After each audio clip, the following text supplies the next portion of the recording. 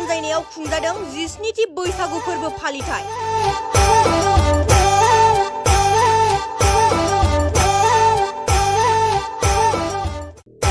दखरा आफादा गुबुन गुबुन बोसोरफोरनि बायदि साननैनि हाबाफारिजों खुंफुंदों 17थि बैसागु फोरबो फालिथाय।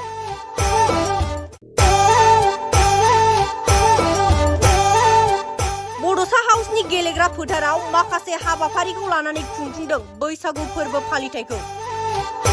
बैसाग दाननि 7 आरो 8 खालार खालि साननैनि हाबाफारिजों खुंजानायनि गिबि सानाव बैसागु फोरबोनि लांगोनाखौ बेखेवना होयो बिजनी दखरा एबसुनि बारग' आफादगिरि एवस्रां बसुमतारिया आरो गोजोननि आरज मेथाइ रोजाबनायनि उनाव एबसुनि फिरफिलाखौ बिरहोयो बिजनी दखरा एबसुनि आफादगिरि सुबिलाल दैमारी।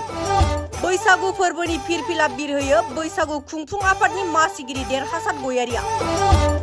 लोगोसे बे हाबाफारियावनो गेदेरफोरनो मान होनाय आरो उन्दैफोरनो बोर सारस्रिनाय हाबाफारि आरो गुबुन गुबुन आयदानि बादायलायनाय हाबाफारिबो लानाय जायो।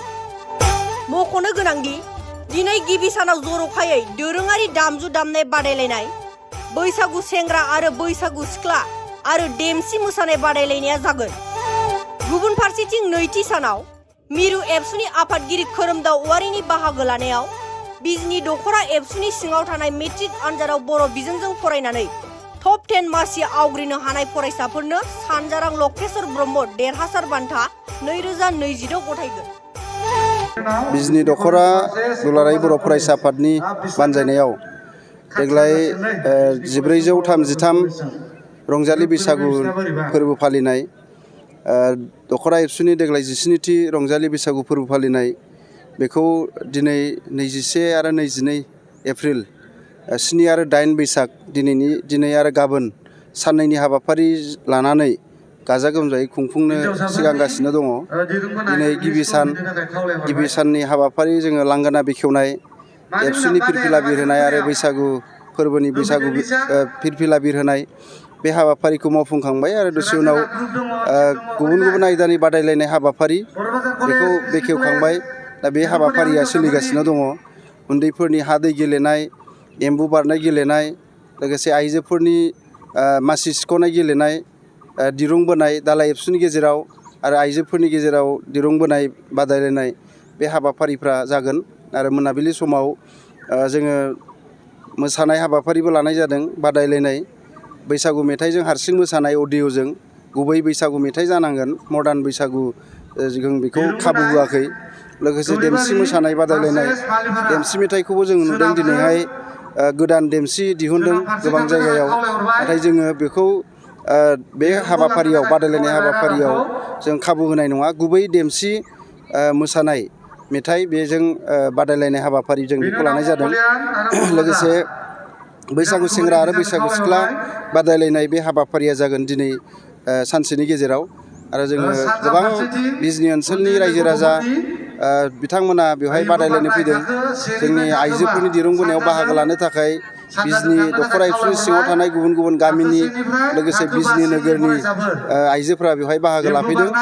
आरो जोङो गाबोननि हाबाफारियाव जोङो देग्लाय 2026 मायथाइनि मेट्रिक आनजादाव सेथि थाखोआव उथ्रिसारनानै टप 10 मासि लानो हानाय फरायसाफोरखौ बरायनाय हाबाफारि लानाय जादों। बे गाबोन 10 रिंगायाव जागोन।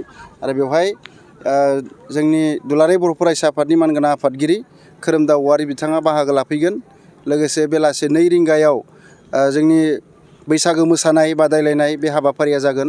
आरो बेवहाय जोंनिसिम दा 25 मोसाग्रा हानजा, हाबा जानाय हानजा आरो सेंग्रा सिख्लानि हानजा गासै 25 हानजाया जोंनिसिम मुं थिसननानै दङ।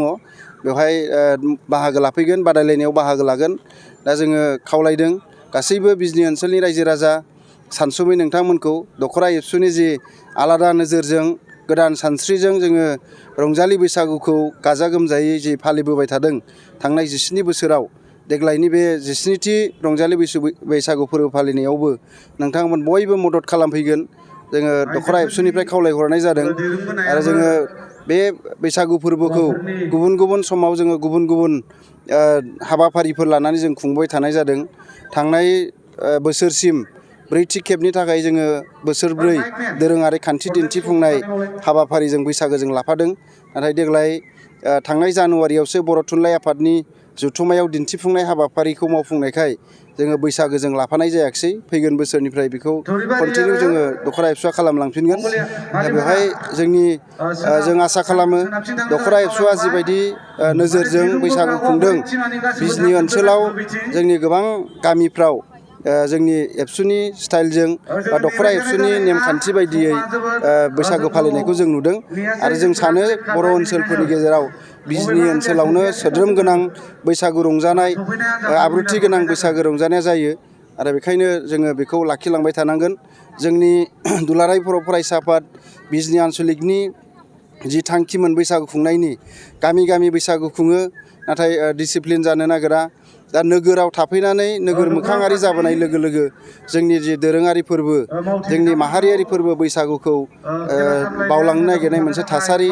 लोगोसे बेखौ गुबुनफोरनि रुजुनायाव जोंनियाबो मोनसे लेभेलसिम जोंनि बैसागोआ मोनथिजानांगौ। आरो जोंनि बुहुमनि मानसिफोरजों, ओनसोलनि मानसिफोरजों जोंनि रंजालि बैसागुआबो मोनथिजानांगौ। आरो बेखौ गोजौसिम लांनांगौनि थाखाय दुलाराय बर' फरायसा आफाद बिजनि आन्सलिकआ थांनाय 2009 मायथाइनिफ्राय जागायनाय जादों बे बैसागु खुंफुंनायखौ। आरो बोसोरसेबो थाद'आलासिनो 17 बोसोर बे हाबाफारिखौ खुंबोनाय जादों।